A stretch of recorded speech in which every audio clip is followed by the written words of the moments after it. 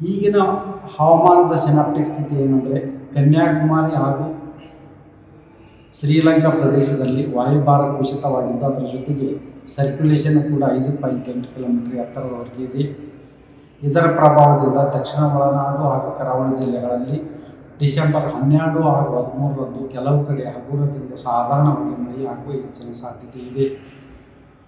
ದಕ್ಷಿಣ ಕನ್ನಡ, ಉಡುಪಿ, ಶಿವಮೊಗ್ಗ, ಚಿಕ್ಕಮಗಳೂರು, ಹಾಸನ, ಕೊಡಗು, ಮೈಸೂರು, ಚಾಮರಾಜನಗರ, ಮಂಡ್ಯ, ಚಿತ್ರದುರ್ಗ, ದಾವಣಗೆರೆ, ತುಮಕೂರು, ಚಿಕ್ಕಬಳ್ಳಾಪುರ, ಕೋಲಾರ, ಬೆಂಗಳೂರು ಹಾಗೂ ರಾಮನಗರ ಜಿಲ್ಲೆಗಳ ಕೆಲವು ಕಡೆ ಡಿಸೆಂಬರ್ 12 ಹಾಗೂ 13ರಂದು ಕೆಲವು ಕಡೆ ಹಗುರದಿಂದ ಸಾಧಾರಣವಾಗಿ ಮಳೆಯಾಗುವ ಹೆಚ್ಚಿನ ಸಾಧ್ಯತೆ ಇದೆ.